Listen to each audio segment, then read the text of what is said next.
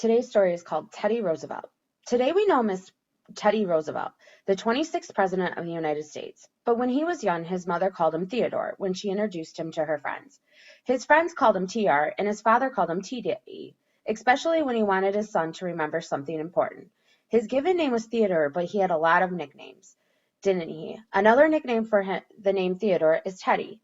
TD, might say, there's nothing more important than a good education. An education is what someone has learned, and Teddy would listen. Teddy Roosevelt always listened to what his father had to say. When he was 6 years old, Teddy, his younger brother, and a friend were visiting their grandparents in New York City. But one day, the children did not play as they usually did. On this day, they stood by a window with Teddy's father and watched as a train slowly rolled by. Mr. Roosevelt told the children, "Inside that train is Abraham Lincoln, the President of the United States." President Lincoln had died, and the train was taking him back to his home state for his funeral. A funeral is when people gather to honor someone who has died. A lot of people loved Abraham Lincoln, Mr. Roosevelt continued, and thought he was a very good man. People were sorry that President Lincoln died. They gathered along the train tracks to show how much they would miss him. Teddy thought about this for a minute and then asked his father, "Do you think Lincoln was a good man, Father?" Teddy greatly admired his father, so he wanted to know how he felt about the president. Mr. Roosevelt replied, "I think Abraham Lincoln was a great man and a great president." He continued, "A great president can help a lot of people and do a lot of good things. Abraham Lincoln came from a poor family, but he worked hard. He was smart and kind, so many people thought highly of him that he was elected president." Mr. Roosevelt told Teddy that Abraham Lincoln was a perfect example of why he should not judge or form an opinion about someone by the kind of clothes they wear or whether they live in a fancy part of town. He said, "Judge them instead by what they say and what they do." And why? Teddy Roosevelt had asthma, a medical condition that made it hard for him to breathe. Because of his illness, he rarely got out when he was young to meet different kinds of people in different parts of town. His father told his son that he shouldn't let his health issues keep him from living an active life.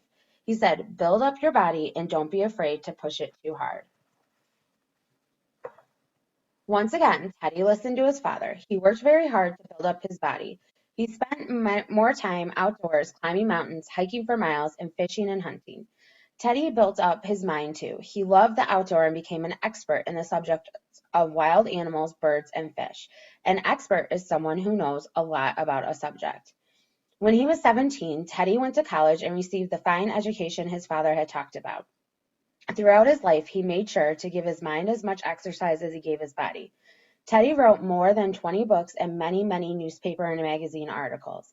Teddy remembered the things his father taught him. He never forgot about what his father had taught him that day when President Lincoln went by.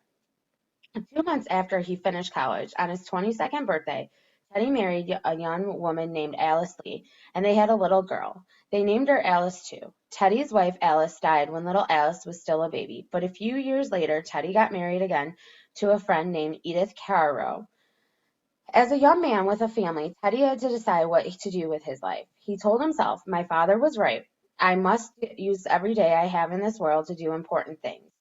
Teddy decided to work in government so he could help people. He did not know it then, but he would one day become President of the United States.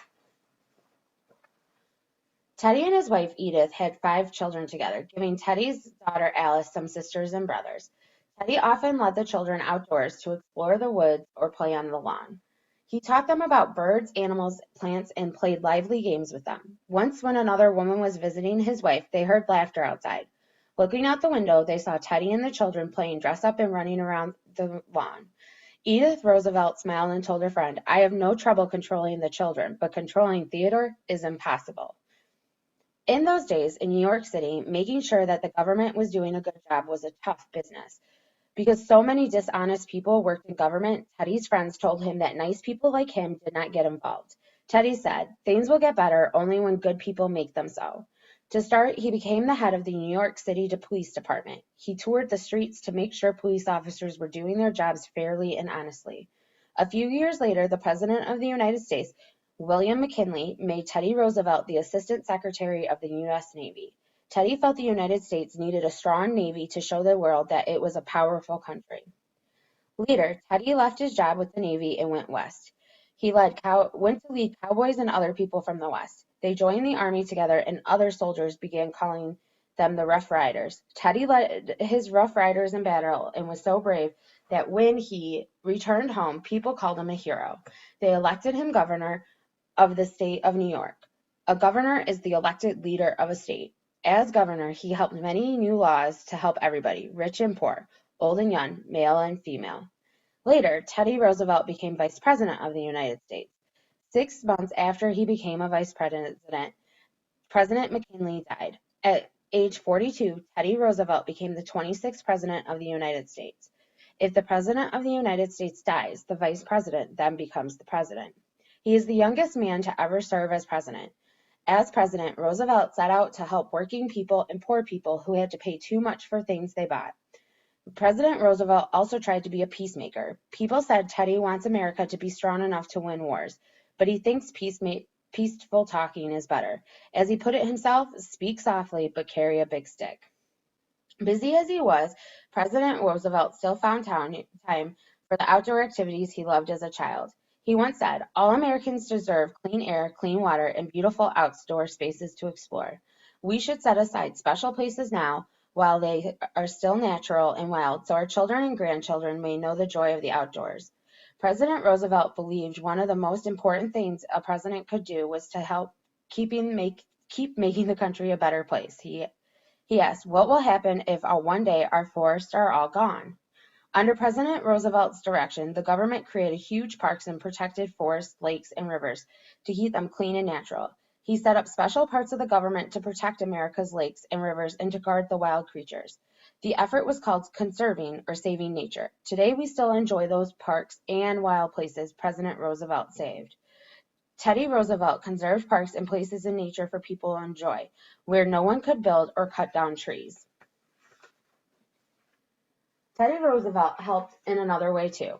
Once, while he and some friends were out hunting, President Roosevelt showed compassion by refusing to kill a black bear. When people heard this story, they wrote about it to the newspaper. Some people in New York City who sold toys began selling stuffed toy bears. They called them teddy bears in honor of President Roosevelt. So Teddy Roosevelt conserved nature for us to enjoy the outdoors, and he left us with the teddy bears to hug indoors. No wonder we say there was a great president.